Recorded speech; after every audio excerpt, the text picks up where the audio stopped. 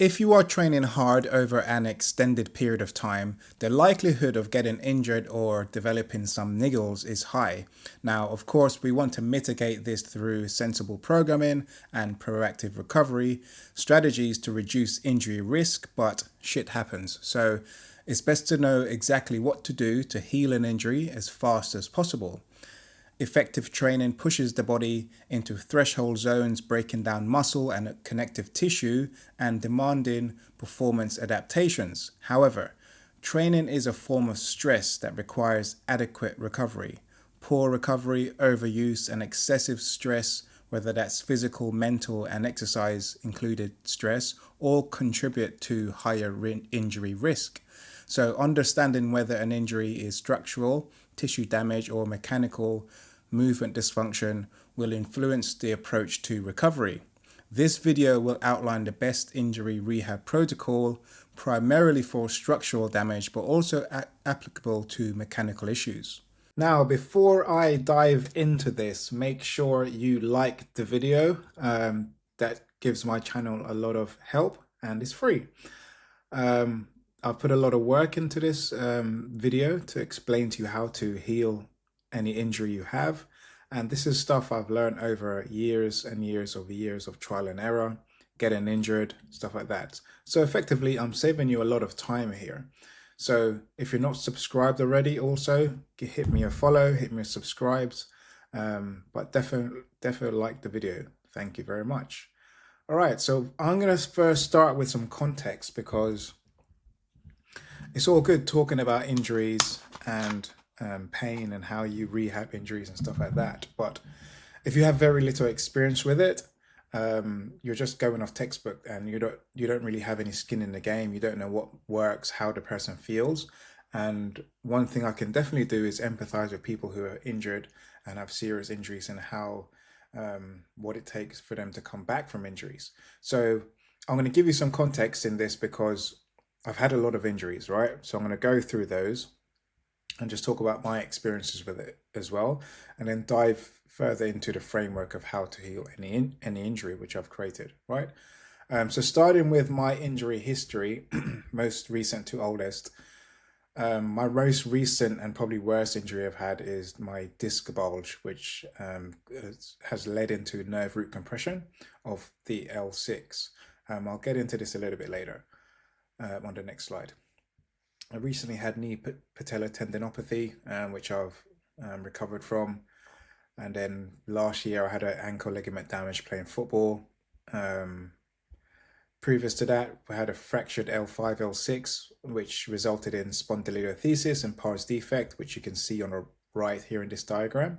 So that's basically what spondylolisthesis is. It's like a fracture of these vertebrae that stick out at the back of the main vertebrae. I can't remember what these are called. I can't remember what they're called. A knee meniscus tear twice on my left knee. Once was from football and once was from overuse. Forehead split open, that was fighting. Fractured heel, that was me being stupid, jumping off stuff. And then fractured metatarsal, fractured rib cage, ankle ligament damage. I think I did this both. So both the left and the right twice and in cast. So it would have been 4 times if I remember quickly. But these were a lot much younger. Achilles tear, that was when I was about 15. These ones are all like football injuries from younger years. And these are more recent, older injuries in terms of my age. So moving on, hopefully. Okay, cool. So on this video, hopefully you can hear it. The lowest ribs, okay, we count those T12. And there are 5 lumbar vertebrae, so there's 1, 2, 3, 4, 5 extra one. So either you don't have ribs on the 12th vertebra, okay, or you have an extra lumbar. Okay. Excellent. Okay, I'm not sure if you're going to be able to hear that, but anyway, you can see that was the day I discovered I had an extra disc, an L6, and as you can see, he went through the number of those lumbar vertebrae. So I did have one of the most recent and most debilitating injuries I had, obviously, was a disc bulge, the nerve root compression of the L6, the fractured L5, L6 area spondylolisthesis pars defect, which is it is a genetic anomaly. So the L6 lumbar spine is a genetic anomaly I have. Most people have five lumbar vertebrae, so I have six. I can't remember the percentage of people who have it, but I did look it up and it's very small. But also, like, you wouldn't really discover you have the NL6 genetic anomaly unless you discover an issue with it. Do you know what I mean? So you wouldn't know unless you go get a scan and have an issue with it, and then they count them and they're like, oh, you got an extra one. So they don't actually know specifically how many people, but they've estimated the percentage, but I can't remember what it is. But it's obviously a small amount of people. So I first developed spondylolisthesis in 2021 with that fractured lower spine bone. I did end up healing that and returning to like full strength. I actually got a lot stronger after that injury. And then in February 2023, my disc bulged onto the nerve root, so the L5, L6 region. And the nerve pain was so severe that I couldn't walk for about 6 months. And I was in excruciating pain 90% of the time. So when it happened, there wasn't an event. I didn't like, my back didn't go or anything. Um, Basically, what happened was I woke up one day and I had a bit of a glute pain, but it just seemed like I strained my glute. It's like muscular. So I carried on anyway. I didn't feel weak or anything. I didn't have any pain around the lower back or any nerve pain down the legs. Anyway, I gone and did my session, which was squats. PB'd my squats in terms of a rep PB. Um, Went home. Actually went into the sauna, ice bath. Went home. Was perfectly fine all day, all night. The next day, I woke up and basically I just couldn't walk. So I like obviously when you roll and get out of bed, by the time I've done that, put my feet on the floor, I was in like excruciating pain. It was like a knife was in my lower back, a hot knife, and I had this radiating pain. It was probably the worst pain I've ever felt in my life. Down my leg, and my leg wouldn't work. Um, just even like standing up, walking to the bathroom was excruciating pain. I basically stayed in bed all day because I couldn't move. Um, so that took a little while to try to like just understand what it was. I just had to cancel my life basically. So I think it took about 2 weeks for me to start to like move around the flat a little bit better, being able to shower and stuff like that. Because obviously, standing up was excruciatingly painful. I couldn't stand up. I had to sit down in the shower. Like it was crazy. And then trying to think of the time frame, it probably took three to 4 weeks before like I could continue moving like around the flat better, but I was still in pain. I couldn't walk any long distances. I couldn't walk to the elevator and stuff like that.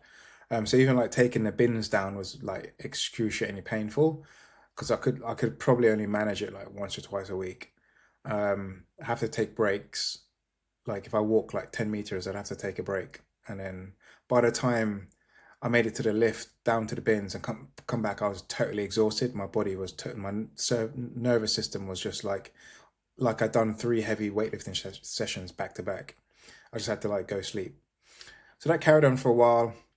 Eventually, I was able to like suffer the pain enough to like go downstairs and get in a cab and go to work and go train some clients. But even when I got to the facility, the gym, I basically just had to sit down when I was training my clients because I couldn't walk around and move stuff. I just didn't necessarily feel weak in terms of like the lower back area, but the pain was so excruciating that it just drained all my energy in terms of like moving around and trying to recover from the pain each day. What I might try to do is like overlay a video of me training because eventually it got to the point where I was like, I could suffer enough pain and the pain reduced enough where I could like get an Uber, go to the gym and move around and start doing some things. But I'll do an exercise and I'll sit down.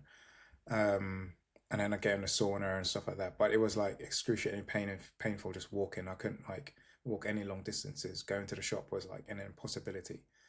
But I'll try to overlay a video of me actually lifting because after a while, probably about 2 months, what I found was like I could actually lift within reason. Some exercises were just off limits, like squats, but I could snatch, I could bench press, and my strength hadn't really declined too much, but I couldn't stand up for a long time. So I'd go and do a snatch and then sit down, which was just like the weirdest injury ever. So yeah, it eventually started to heal. Obviously, I got treated, seen a specialist, got scans, figure out exactly what was going on, and just started to rehab it through the exercises and like stuff I'm going to go through here. It got to the point where like I wasn't walking for like 4 months. I wasn't able to walk around like just normal day-to-day stuff. But when it basically like month six, month five, month six, it just started to dissipate the pain. Not totally, but I remember like I walked from the gym. So basically I cycled to the gym, did a session, but I was able to walk. I forced myself kind of to walk from the gym to the supermarket. And that was like groundbreaking for me at the time. I was like, holy shit. Like I would message my girlfriend. I was like, fuck, I walked from the gym to Waitrose and that's like a 15-minute walk. I was like, I had to stop a lot of times and like bend over or stop and sit down, but I made it eventually. And then what I tried to do is I tried to walk short distances. So I'd practice walking to the shop. Sometimes I had to stop and turn back because just the pain was so bad. But anyway, eventually I started walking distances, and then I could it was a graded approach in terms of the pain level from the walking. So it took about 6 to 7 months, even month 8, before I could walk around like and not feel any pain. Okay, so anyway, we'll move on from there. But I will try to like throw over some videos here for me training at the time. But pain does, one thing we need to do, remember, is pain compromises movement. So when rehabbing, it's crucial to rebuild stability and resilience. So even though like my movement was heavily compromised, I was still trying to do things to build back resilience, to build back stability in the lower back, and just trying to like approach it, a graded approach ultimately restores function and reduces pain. So that's like my main tactic when I'm dealing with an injury myself or helping a client. And that's what we're going to talk about. So looking at the pain level or the specifics of the pain I was encountering when I had the disc bulge and the nerve root compression. So these are dermatomes, and it's basically like the nerves that feed into each vertebrae along your spine. So if you have like numbness down your arm, like a practitioner or a professional can literally feed it back to what vertebrae the issue is at, right? So if like you have a numbness in your hand, it's not your hand that's the issue. It depends on the issue, but if it's something to do with your nerves, then the pain will be in your hand, but it will the root of that pain will be at like your C-section, right? So for me, I was having pain around this L5, L6 region, and then obviously those nerve root canals and those nerve roots serve down here. So I was having this L5 root pain, L6, L5. So I was getting basically hot, sharp, excruciating pain here, radiating pain, and it would radiate all the way down my leg. So for a very long time, my right leg was just, there was no neural drive from my right leg whatsoever. And I actually experienced some of that in my left leg when I damaged my knee, patella. And because like I was compensating, I was getting like radiating pain down the left leg. And again, that left leg just basically shut down. There's no neural drive from the left leg. So I had to like rehab that process and apply a graded option to apply a graded approach to reduce this pain response. Okay, so if you do get injured and you have an issue, like usually like an injury is in an event, right? So like rolling your ankle at football or something. There's usually something that happens that causes the injury. Sometimes like you might not, that might not happen, but in most cases there's an event. There may be some times when you've just developed an injury and one day you can't do something, or because there's like a mechanical issue or you're not sure what's going on. But whatever the issue is, the first step you need to do is get a diagnosis. Like I speak to so many people who like have injuries or they have an issue. And I'm like, have you got a diagnosis? Do you know exactly what it is, right? Because if you don't know exactly what it is, you can't really apply specific solutions to it, right? So step one, get a diagnosis, consult a health professional or a physiotherapist to confirm the type of severity of your injury. This ensures you don't mismanage the rehab process or do things that are going to make it worse, right? Or there might be an underlying issue there that you're just like totally ignoring because you haven't got a diagnosis, right?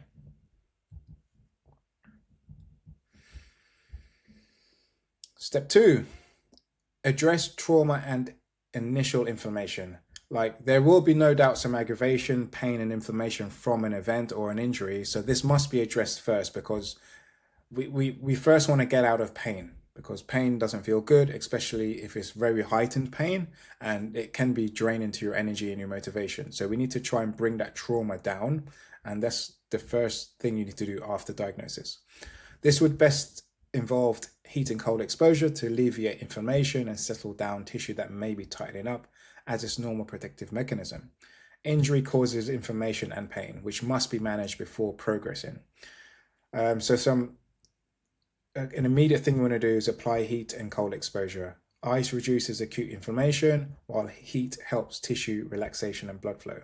If you can't get in a cold bath, a cold shower, you can use an ice pack. If you can't get in a sauna, you can just use a heat pack, yeah, or a hot water bottle. Both of these will work really well. And I know there's a lot of people who are like, oh, this stuff doesn't work, or there's research that come out that it doesn't work. Anecdotally, it works. And I won't, there's very little like physiotherapists and people who have had injuries or sports professionals that won't tell people to use hot and cold exposure to address trauma, initial inflammation, pain, helping the tissue to settle down and not like be this heightened response that has this protective mechanism. So for example, if you like tweak your back, right? The normal protective mechanism of muscles to protect joints is to tighten up. That's what they do. Yeah. So if you tweak your back in this muscular injury or you kind of like jar the joint, your muscles will tighten up to protect the joint from damaging itself further because it's experienced some sort of instability or some sort of trauma. And that tightening up mechanism usually doesn't feel very good. It's usually quite painful, right? So we need to get that to settle down and get your body to relax a little bit, right? And we can do that through heat and cold exposure. Don't forget, movement is medicine. Avoid immobilizing the area completely unless dealing with like a severe tear or fracture and you've been told to not move that area, right? Keeping the body moving helps blood circulation, bring in nutrients to the injury site and accelerating healing. But even in that case, let's say you damage your ankle, right? And the physio has told you or has put you in a cast or has put you in some sort of boot and you're not meant to, you're meant to immobilize the ankle for like 6 weeks or whatever, right? There's nothing to say you can't move your hip and your knee on the left side because that's going to help blood flow to the circulation to the ankle. So we need to always remember movement is medicine. Step three, understanding pain in rehab is incredibly important. Pain isn't always a bad thing. It's a neurological adaptation designed to prevent further injury. However, lingering pain signals can become excessive, stopping you from regaining strength. Often when injured and rehabbing, you have to go to pain to improve, which sounds counterintuitive. But going to pain sensibly and staying beneath a certain threshold can help dampen and eventually switch off that signal, right? Thus allowing more opportunities to fully rehab and strengthen. Now, this is what nobody tells you about injuries. When you injure some connective tissue, the body initiates a healing process called nerve sprouting or peripheral nerve sensitization. In response to the new injury, new nerve fibers can grow into the damaged tissue. So nerve sprouting and pain sensitization, when connective tissue is injured, the body initiates nerve sprouting, increasing the density of nociceptors, pain sensors in the area. The brain keeps injured tissue in pain to protect it, but this can delay recovery if not properly addressed. This is like probably the worst thing about getting injured, especially if like you damage a ligament or something like that, or tendons and stuff like that, joints. What your body does then is it literally grows more nerves into the area to sense more pain. So we need to try and remember that when we're rehabbing injuries, you're going to have this heightened pain sensitization because your body's literally growing more nerves into that joint or that fascia or that ligament or that tendon to make sure it doesn't damage itself further. But that's going to increase your pain response. Yeah. So just because you're feeling pain, it's not necessarily a bad thing, right? We just need to make sure that we're managing the pain. Yeah. So using this pain scale. And what we can look at is the pain threshold guidelines. Rehab will involve some discomfort, but you should stay within 3 to 5 out of 10 pain scale, right?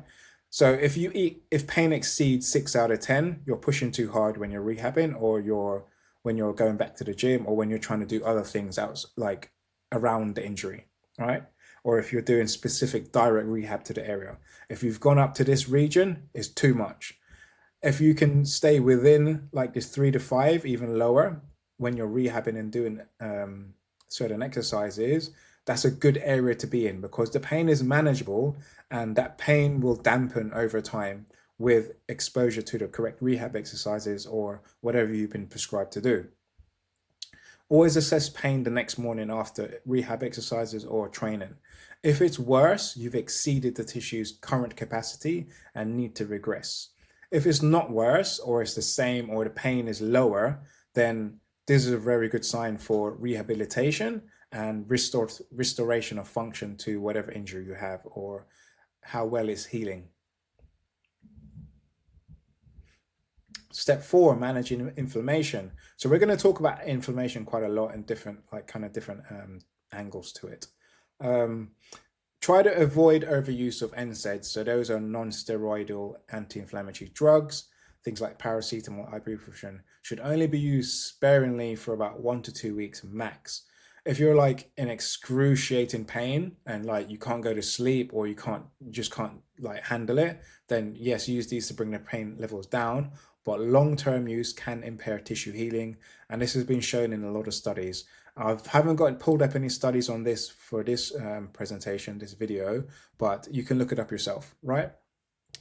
Like, and I've been guilty of it as well. There's been times where I've popped in those things like candies, man, just to get out of pain, thinking it will help me train, reduce the pain that I'm feeling. But I've did some research into it, and like, if something's not working, you need to try something else sometimes, right? And I think for the last 6 months, I haven't touched a paracetamol or ibuprofen, and it's done wonders for the healing of my disc injury at the moment. And before that, I was using them like weekly. It's so bad for your gut. It slows down the healing process. It just impairs things. Yeah, so try to avoid them. And then obviously hot and cold therapy, sauna, ice bath significantly reduce inflammation, enhance circulation, and promote tissue recovery. Yes, this is anecdotal. Yes, there's some studies that show it doesn't help to promote muscle growth, but for a lot of people, especially like strength athletes, endurance athletes, guys who are training for performance, that you're not overly concerned with putting on more muscle mass. You're more concerned with, can I recover quicker to train harder on my next session, or can I heal this injury as quick as possible, right? And to be honest, you hopping in some cold water, if you have like a decent amount of muscle mass, it's nothing to be worried about. It's literally nothing to worry about. That has been a game changer for me, has been sauna and ice baths, because the heat and the cold gets deep into the tissue, alleviates inflammation, improves blood flow, but also makes the tissue more malleable and relaxed. So that allows me to perform better. It improves my mobility and my flexibility, and it settles that tightening up protective mechanism. Yeah. Step 5, optimizing recovery environment. Create an environment that will facilitate healing. And we must remember, healing comes before rehab. If you're not promoting healing, then how are you going to get to rehabilitation? Sleep is the foundation of healing. Tissue repair occurs during deep sleep, and if you're not getting enough sleep, you're slowing down the healing process. 9 hours is optimal. Less than 7 hours increases chronic stress and long-term health risks. So if you're trying to heal an injury, you need to be sleeping as much as possible. You need to be sacrificing everything else and focusing on sleeping as much, getting as much quality sleep, optimizing your recovery environment so you can heal quicker. Yeah, give your body what it needs. We're going to look at respiratory rate and HRV. Respiratory rate optimal is 10 to 12 breaths per minute. More than 13 to 15 is a sign of stress. If you're not tracking your sleep, highly recommend it. I know some people are kind of against it and like talk about inaccuracies in data, but we have the best data we have available. I think it's incredibly important that if you're concerned with long-term health metrics, long-term feeling good in your health and fitness, but also performance optimization. Remember, that's ultimately what I am talking about. I'm not talking about I just want to do enough to not get diseases and be healthy. I want you to be the best you possible, and that requires optimal and that requires increase in performance. So we want to look at these things and these data points to see, are we getting better? Yeah, can we pull some data and numbers to show that we're actually improving? And also we look at HRV, which is heart rate variability. A higher HRV generally correlates with better recovery and resilience. So looking at respiratory rate, and I've just pulled this information from Aura Ring. Respiratory rate or breathing rate is a number of breaths you take per minute. Your waking and nighttime respiratory rates are both primary vital signs and key health indicators. And an elevated or abnormally low respiratory rate usually means something is challenging your system, not in a good way. It's crucial to understand the various factors that affect your respiratory rate, including sleep. When you fall asleep, your breathing naturally changes, your body's metabolic rate slows, and less oxygen is needed. Your breathing rate while sleeping also varies depending on sleep stage. During deep sleep, the rate is at its slowest. In REM sleep, characterized by increased brain activity, quick eye movement, and respiratory rate increases and becomes more irregular. But we do want to keep an eye on this. So what causes an abnormal breathing rate? So tachypnea is rapid breathing above 20 breaths per minute. If you're breathing 20 breaths per minute, there's something significantly wrong there. You should be around 13, less than 13, and then for optimal is like 10 to 12. So it can be caused by certain factors: exertion, anxiety, stress, pain, fever, lung conditions, heart conditions, metabolic conditions, and certain medications. I'm not going to read through all this information here. You can always pause the video and just read through that yourself to see what things that might be affecting your respiratory rate if you're tracking and you've checked the data.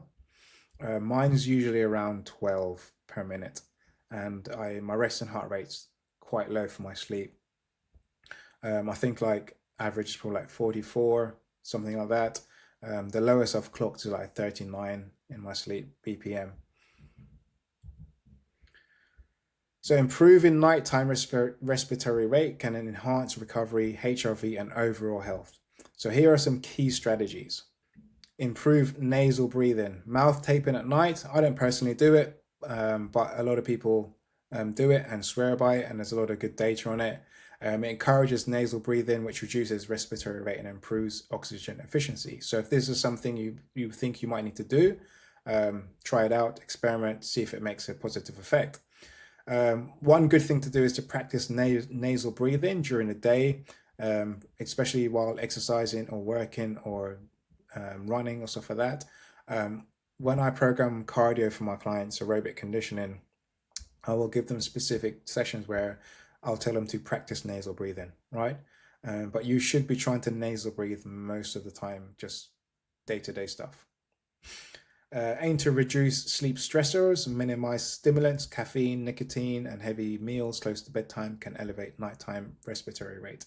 Although caffeine is a performance enhancer, which many people use, I use it. I drink Monsters, a high caffeine content, 0 calories. I drink coffee. So I use it primarily as a performance enhancer. It does, and it obviously has loads of health benefits as well, but it negatively impacts your sleep. Even if you think it doesn't, it 100% negatively impacts your sleep, especially if you're having it too late in the day.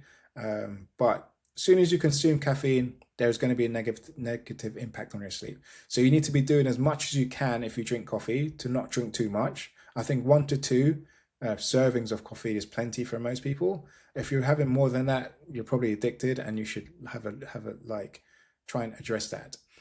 And if you're having coffee, you need to be doing as much as you can to reduce the impact it has on your sleep by improving your sleep environment, things that you're doing day to day to improve your sleep quality. So create a relaxing bedtime routine, reduce input. A relaxing bedtime routine can help you to wind down, prepare for sleep. For example, meditation and listening to sleep sounds can reduce stress and anxiety, resulting in a more stable breathing rate during sleep. So what we say by reducing input, a simple thing you can do is spend 30 minutes. So don't just try to, like, if you're working or you're watching TV and stuff, don't just try to move yourself from that environment and go into bed and try to sleep. You need to put a buffer in between that. And that's what's going to improve your sleep quality. Spend some time reducing input. So it could be 20 minutes, 30 minutes, could be 10-minute meditation, could be light stretch, it could be reading. Make sure you're reducing the light, not using overhead lights, trying to have your home in red lighting, which helps you reduce input. There's many things you can do to reduce input and improve your bedtime routine. If you want any advice on it, specific advice, just shoot me a message and we can talk about it. I did miss this bit here about cooling the bedroom. So sleeping in a cool room, somewhere around 16 to 19 degrees, promotes deep sleep and slows breathing. Remember, your body heats and cools itself during sleep, but it needs to cool to get into the healing process. When it heals and repairs, it heats up and then it cools itself down. So if you have outside temperature negatively impacting that natural heat and cooling process, you're going to slow down how many deep sleep cycles you can go into and how well you can heal in your sleep. Yeah, so it's important you keep your room generally cold. Yeah, well ventilated as well. Maintain a healthy weight. Excess weight can put pressure on your airways and make it more difficult to breathe. And you'll see that in very heavy guys, very heavy people, overweight. They have sleeping issues, they have breathing issues, and it negatively impacts their sleep. Stop smoking and avoid secondhand smoke. Smoking irritates the airways and can make it more difficult to breathe. Right, there's a couple of things that I'm not going to be like, oh, do this if it makes you feel good. Fuck that. Stop smoking. If you're smoking, you're an idiot. If you're vaping, you're an idiot. Stop it. And same with that, alcohol. Stop drinking alcohol. It's just a drug that does nothing for you. Yeah? Stop drinking alcohol and generally avoid alcohol before bed.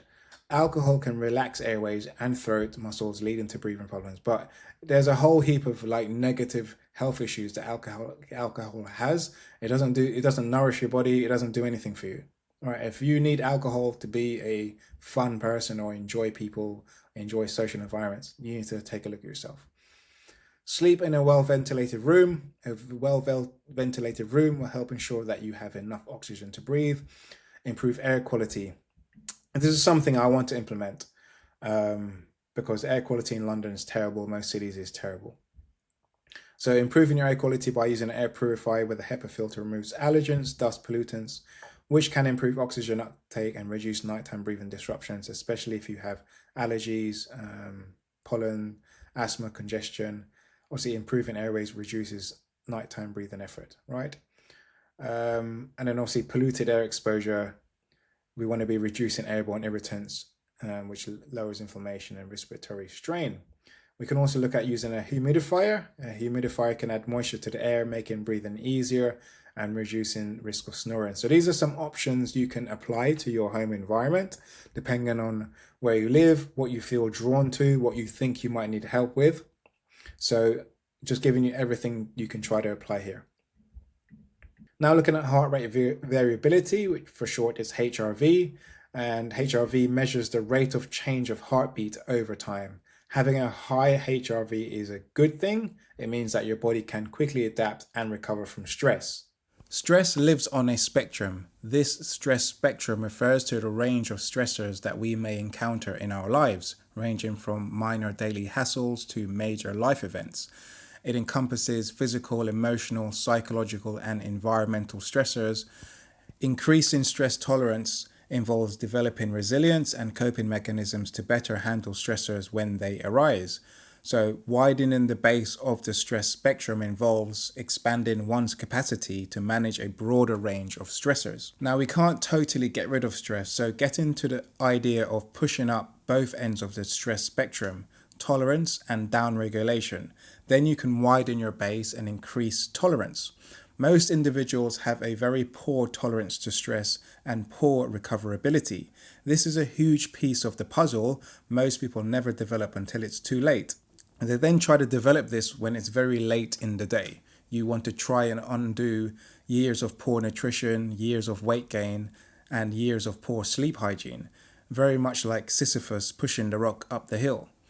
Notably, what you do in between workouts to recover from increasing the sympathetic side of your stress spectrum is the key to building high performance fitness levels. It's important to put effort into bringing your resting heart rate down when recovering from daily stresses. Training is the stimulus to transform your physique. However, the nutrition and the recovery and sleep is the fuel to the fire that will really transform your body. Most people struggle with downregulation part of the spectrum, so focusing on reducing input. Having a consistently low HRV indicates that your body isn't adapting to or recovering well from stress. This could mean a number of things. You aren't sleeping well, you've exhausted your body, you're getting sick. Those of us who have consistently low HRV have a higher likelihood of developing injuries, insomnia, chronic pain, cardiovascular illnesses, anxiety-related disorders, and depression. So this is one of these data points that you should be tracking and intentionally trying to improve. As a general rule, high HRV relative to your baseline is associated with activation of rest and digest branch, general physical fitness, and good recovery. Higher average nighttime HRV measurements have also been linked to better sleep quality and vice versa. Low HRV relative to your baseline is associated with an activation of your fight or flight branch, which is stress. Stress is both good and bad, but obviously it's linked to illness and overtraining. Now, HRV is very dependent on each person's health status, including age, gender, physical fitness, strength, aerobic fitness, muscle mass, diet, lifestyle, and genetics. Even though we have some guideline ranges, what we want to aim for is improvement in your baseline. So track your HRV, track your sleep, get a baseline and try to improve that baseline. And then what does a good HRV score look like? So as a rule of thumb, this is kind of like somewhere to be in. It's not the same for everyone. Some people will be really healthy in this 50 to 100 region, but we do generally want to drive that up as much as possible. So the following contribute to high HRV: restorative sleep, mindfulness practice, so meditation, breathing, yoga, stuff like that, balanced diet, regular exercise, healthy relationships. Those with consistently high HRV are more likely to have better focus, feel calm, performance, and that means athletically and cognitively, improved breathing, improved pain tolerance, better blood pressure, better sleep quality, and better resilience to stress and life. So what are some ways we can improve HRV or increase it? So looking at sleep, we want to improve sleep quantity and quality, and improve conditions. Restore improved adrenal gland function, not being chronically stressed, not drinking too much caffeine, not sleeping enough. These all reduce adrenal gland function and push it into disorder. Remove alcohol intake altogether. Get rid of alcohol. Just stop drinking it. It's 2025 now. Like, stop drinking alcohol. It's ridiculous. Improve diet. Reducing carbs and processed foods. Also, intermittent fasting or time-restricted eating can help. Now, obviously, if we're healing, we need to be careful with this, but time-restricted eating can help generally. If you're trying to increase your HRV, and obviously making sure that you're getting enough nutrients in to promote the healing process. But we're going to talk about that a little bit later. Breathing exercises, effort to manage and lower stress, meditation and spending time in nature, hot and cold therapy, which we spoke about already, which does help to increase HRV, improve aerobic fitness, and a balanced exercise regime, no overtraining. I think for most people, one of the best things we can do, obviously these are all great points, but if you're looking at like one or two things that you want to do at the most ROI for increasing HRV, definitely improving aerobic fitness, definite hot and cold therapy, and breathing exercises. Obviously all the others are important, but I think those three have a very high ROI, and those three things have pushed my HRV up. And obviously improve strength training and focus on heavy compound lifts, no overtraining. But obviously this depends on what you're lacking, what are your limiting factors, and then you can address it through these points. We can also look at how we can address our dopamine by dopamine fasting. We have become overstimulated by quick hits of dopamine from things like social media, technology, and food. By deliberately avoiding these common stimulants, which we see as pleasurable activities, we can decrease the amount of dopamine in our brain. This break from stimulation allows the parasympathetic nervous system to upregulate and create a greater internal state of calm and restoration. So what we said about before, by reducing input, this is one way you can do it. Stay hydrated. Dehydration lowers HRV. Your blood doesn't like to pump around blood. Your heart doesn't like to pump around blood that is like ketchup, right? So if you're hydrated and the blood is nice and is thin enough, there's lots of water in there, you're going to have a lower HRV. Your heart's going to work less and be less stressed.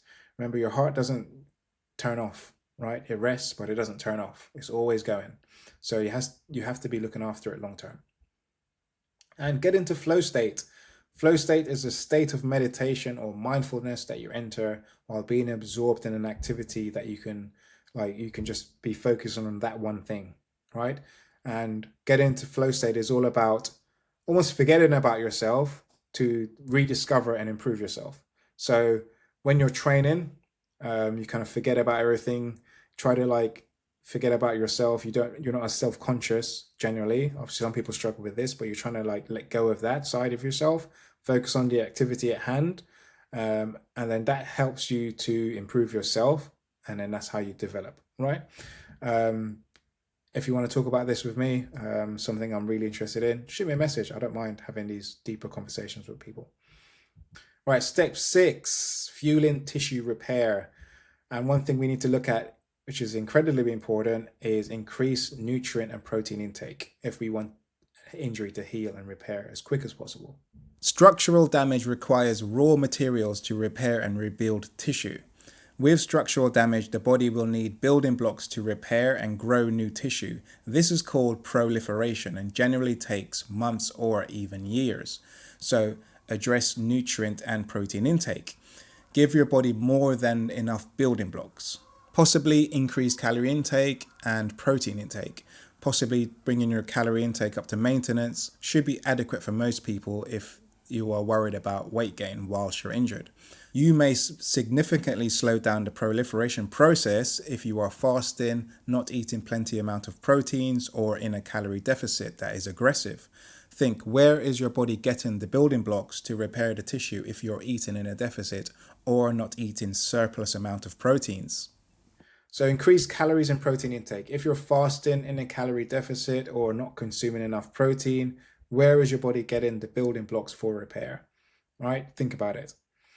Some key supplements would be collagen, which supports connective tissue repair, bone broth rich in amino acids and minerals, omega-3s, which reduce inflammation, and magnesium, which improves sleep quality. Obviously, we can look at adding in whey protein there as well, and creatine, which all would help the healing process. Step 7, red light therapy. I know there's a lot of good and bad studies on red light, and a lot of it is quite new, but I've had a good experience with it. I know a lot of people who are in the fitness space, in the performance space, who are optimizing their daily lifestyle and their habits, and they add in red light therapy and they believe it helps. But there was also some good studies as well. So we're going to include it, right? If we're trying to optimize, we want to do everything we physically and possibly can do. So red light therapy stimulates cellular repair and reduces inflammation. Red light therapy utilizes low-level red light and near-infrared light to stimulate cellular processes that promote healing and tissue repair. This non-invasive treatment has been explored for various medical and cosmetic applications. That red light therapy market is booming, man. They're killing it. So they're doing something right. So mechanisms of red light therapy and healing: enhance cellular energy production. RLT stimulates mitochondria, the cell's powerhouses, to produce more adenosine triphosphate, ATP, boosting energy availability for cellular functions and repair processes. We also have increased collagen production. Exposure to red and infrared light has been shown to augment collagen expression, improving skin elasticity and aiding in the repair of damaged tissues. Improved blood circulation. RLT can stimulate the release of nitric oxide, a vasodilator that enhances blood flow, delivering more oxygen and nutrients to tissues, which supports healing. And then a reduction in inflammation. Studies have indicated that red light therapy can reduce inflammation, which is beneficial in conditions like tendinopathy and rheumatoid arthritis. So what clinical studies can we look at to support red light therapy? I'm not going to go into all of the ones that exist, but I'll just pull out some examples for you. And also one of the main areas that they looked at was wound healing. Research indicates that specific wavelengths of red and near infrared light can markedly improve tissue repair and regeneration, accelerating wound healing. Then obviously this document here, this article talks about how numerous studies have highlighted the effectiveness of light therapy in promoting wound healing. Researchers found that specific light wavelengths, particularly in the red and near infrared range, can markedly improve tissue repair and regeneration. Obviously, you can read through this in your own time. I just wanted to highlight this main area. And if you wanted to pause the video there and read it yourself, that's all good, but I'm going to move on. So another area we're going to look at with red light therapy is pain and stiffness in rheumatoid arthritis. A review of studies found that red light therapy may be a helpful short-term treatment for pain and morning stiffness in patients with rheumatoid arthritis. So something we can look at to employ when we're trying to heal an injury.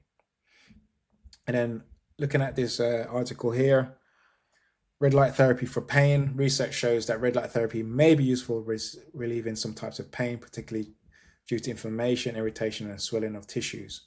A review of 11 studies looking at the effect of red light therapy on pain found mostly positive results, though the author said that more studies are needed. Red light therapy for arthritis. A review of studies found that red light therapy may be helpful for short-term treatment for pain, as we've said already. And then obviously there's also 17 clinical trials studying the impact of red light on treating tendinopathy, found low to moderate quality evidence indicated that red light can help relieve pain or improve function. So it's definitely worth trying. It's definitely worth implementing. It's definitely worth having a red light panel at home. And because you're going to get some benefits out of it, right? Optimization is about that last 10%, that last 5% push. What can we do a little bit more of to get better results and longer, more healthier bodies? Step 8, rebuilding stability and strength.